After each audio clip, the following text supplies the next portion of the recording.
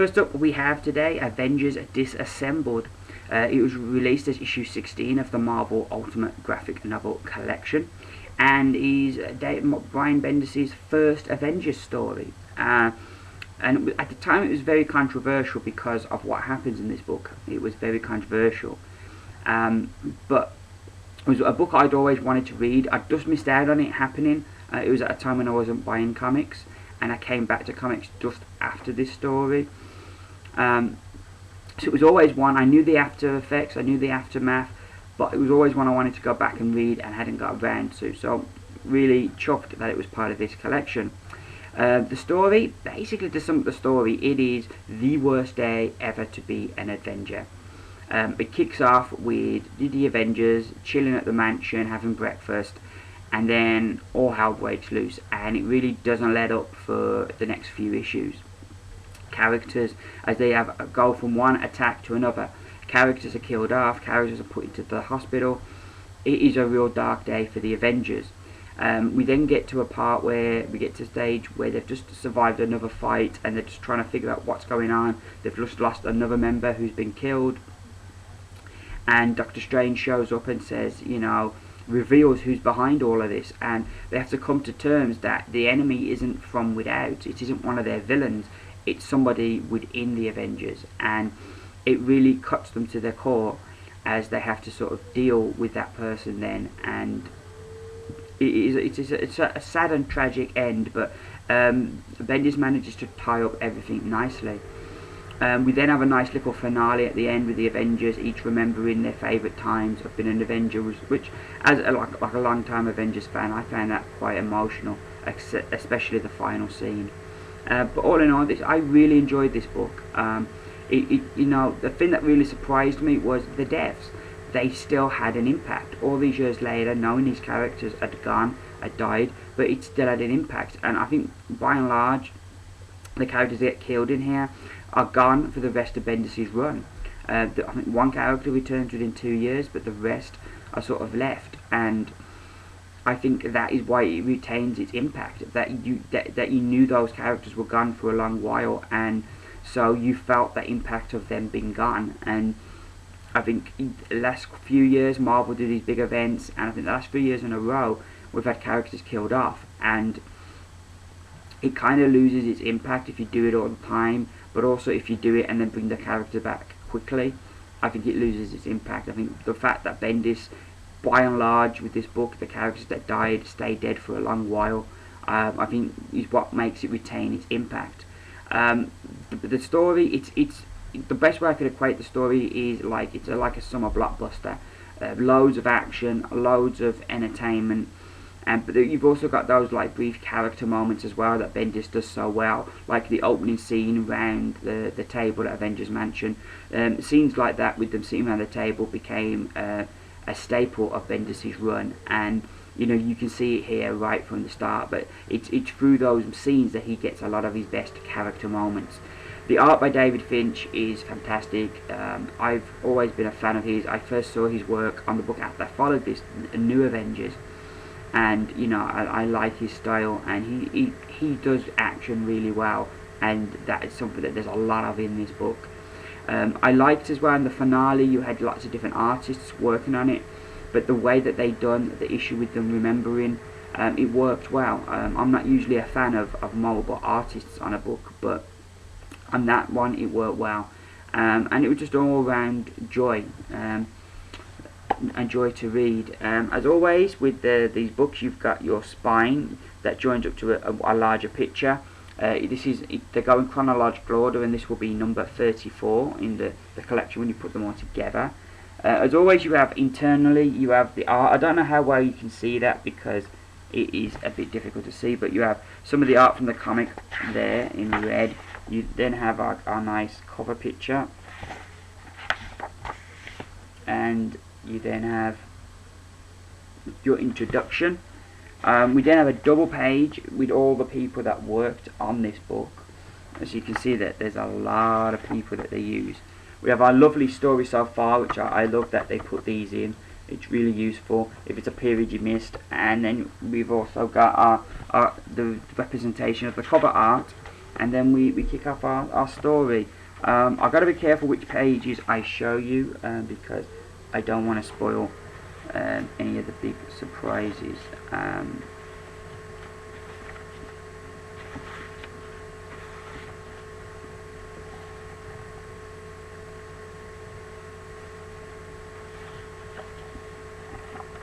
There, yeah.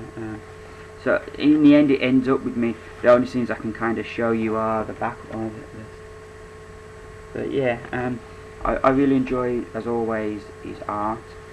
We then, in the finale, what I really liked is the fact that we get these different memories as they're reminiscing over, and you get a different artist for like each double page, which I think really work well the way they use that. You know, and some of these themselves, you could just have.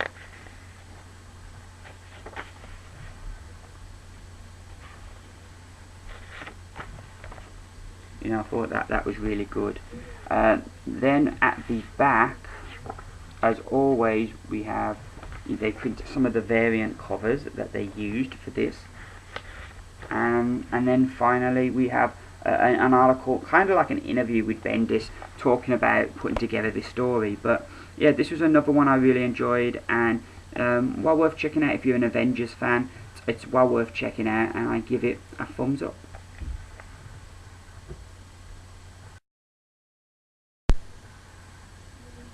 Next up we have new X-Men. E is for Extinction.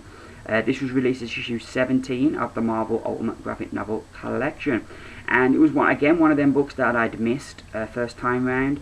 I wasn't buying comics at this point, so I was looking forward to this, but also I didn't really know what to expect.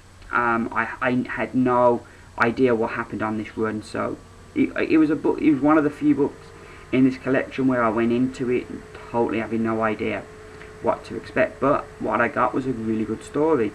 We kick it off, and the Beast has gone through his second mutation. He's the feline looking character we know nowadays.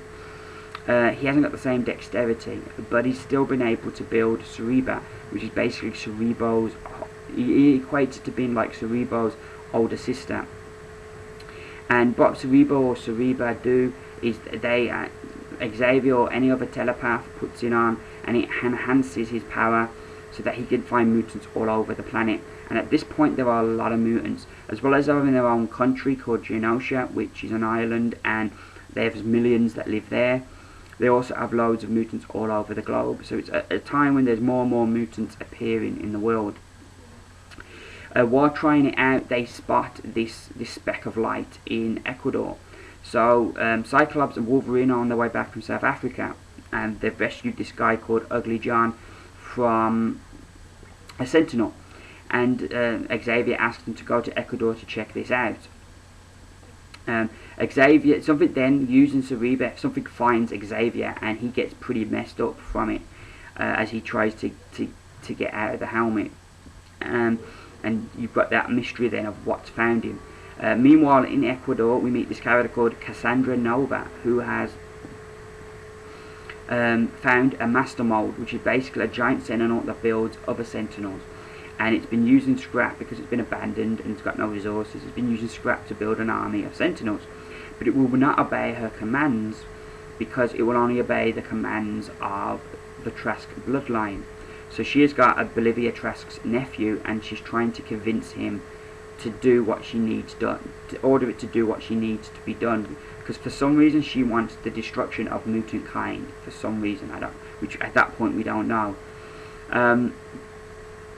So yeah, and then of course Wolverine and Cyclops show up in Ecuador, and that sort of throws a spanner in her plans, and you know, all hell breaks loose. It was a good story, you know. Reading it, it felt like it was over. It's only 4 issues long. It felt like the story was done in 3 issues. I thought, yeah, that was nice. Oh, that was an alright story. But then you get to the 4th bit, and you get like halfway through, and there's this twist, and it's like, oh my god, wow. And it left me really wanting to get the next bit. And thankfully they're going to release the next one next year as part of this collection, but it left me really like, wow, I didn't see that coming. So that was really good. What thing I found interesting about this book, there were a lot of things I kind of equated to Joss Whedon that I now find is Grant Morrison brought to the X-Men, which was an eye-opener for me. I really like the uniforms, that they did away with the sort of superhero outfits and had these uniforms instead. Cyclops' character is fascinating here because it's way before the whole he's in charge of the mutants and the change that we've seen in Cyclops since then, and the weight of I've been in charge of all mutants. Here there are millions of mutants in the world, but there's still things on his mind, things that have happened in past stories, and it's really interesting seeing how different he is here to how he is now. But then at the same time, he's different but then the same.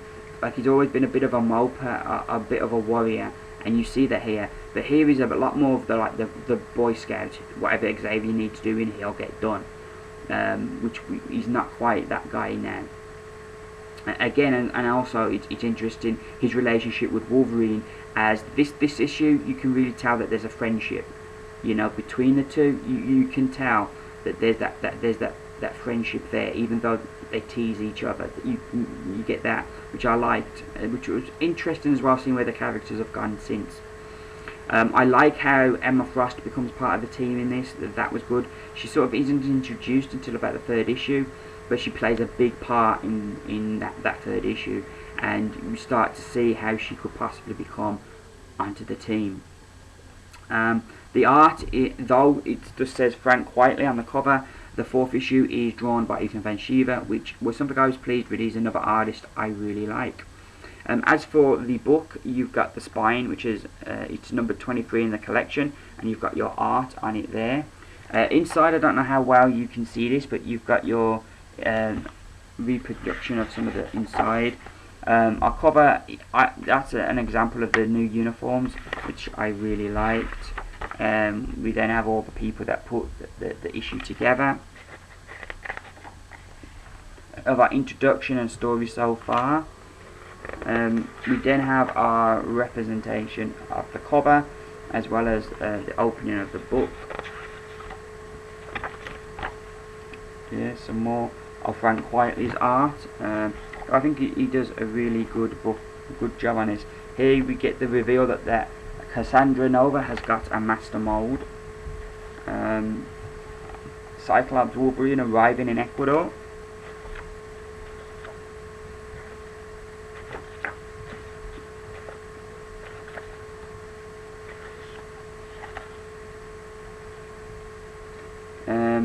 I'm looking for a particular picture.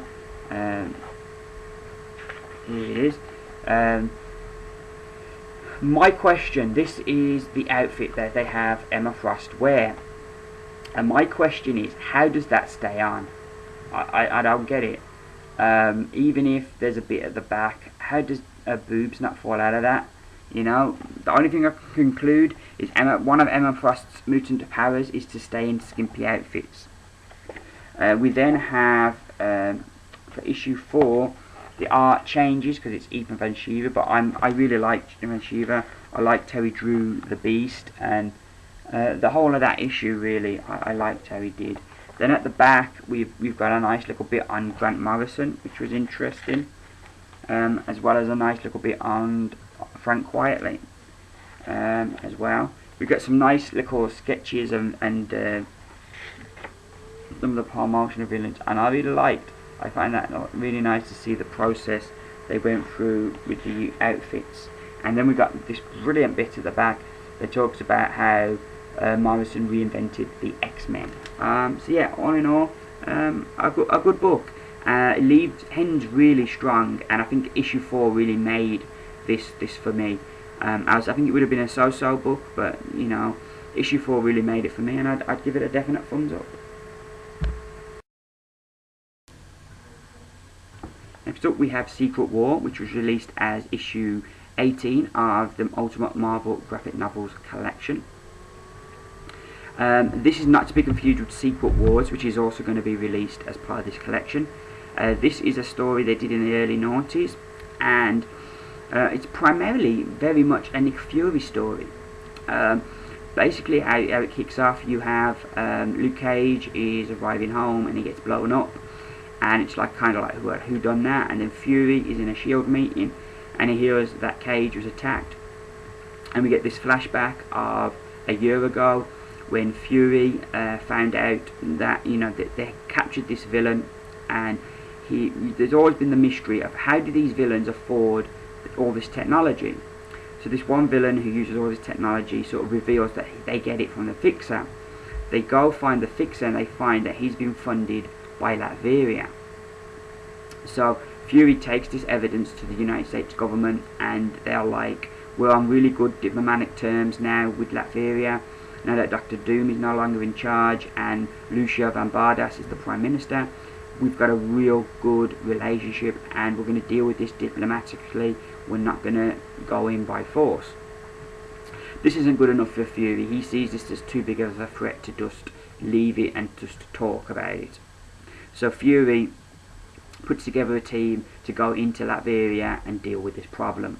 And he feels he can't use a Shield team, so he puts together a team of heroes to do the job. But then, so it's left as a mystery what actually happened. So we see them put this team together and see them going, but then it's sort of left as a mystery, like, well, what actually happened? We then sort of see the different heroes being targeted, and each been attacked. But at the same time, none of them have, with the exception of Captain America, none of them have a memory of what's happened, of being together on a mission. But we just see these random heroes being attacked. And it's sort of story sort of all comes together at the end, as it sort of all comes out what actually Fury has done. And and the consequences that they're dealing with. I really enjoyed this book. It's one of those books that you think about afterwards for a long time.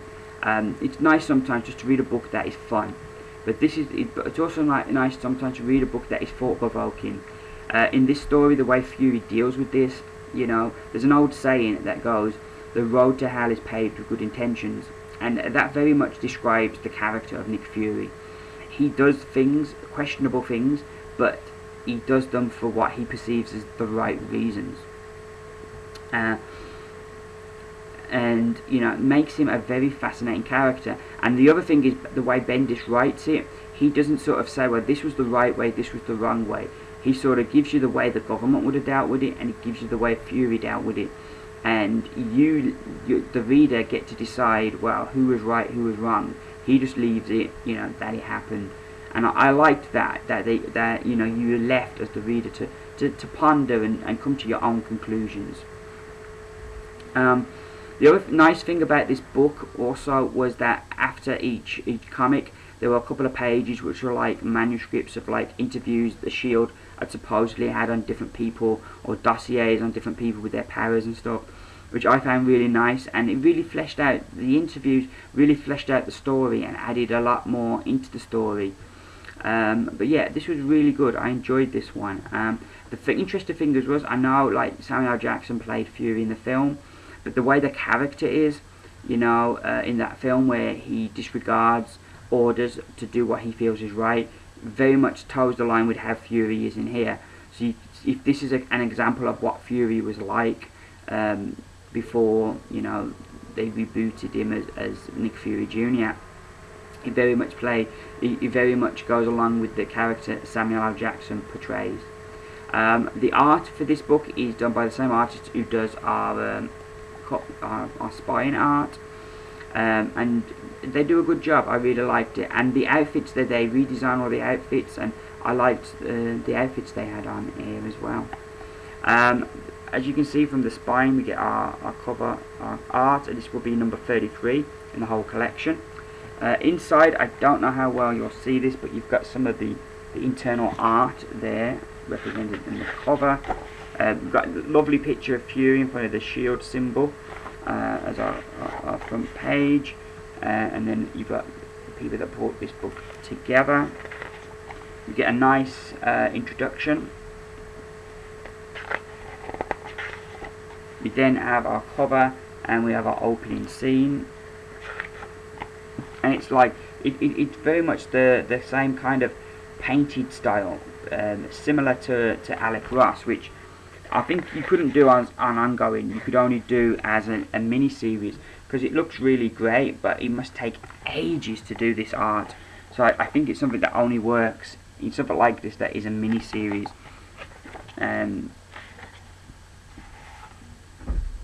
But yeah, I enjoyed the art. And like I say, at the end of each issue you have these shield files, and they basically like manuscripts or lowdown on different characters, which really adds a lot to the story. But yeah, it's just a beautiful book all the way through, and a really strong story as well. We then have a nice little piece on Bendis, which where the other piece in Avengers Disassembled was more just an interview talking about how he put that story together. This is more of a thing looking at his whole career as a comic book writer. Then we get the artist workshop, looking at how he reinvented a lot of the outfits for the story. And then we get some more of his interpretations. But yeah, all in all, I really enjoyed this one. Again, it was another book, a bit like the X-Men book. I didn't quite know what to expect, but what I got, I was very satisfied with, and give it a thumbs up.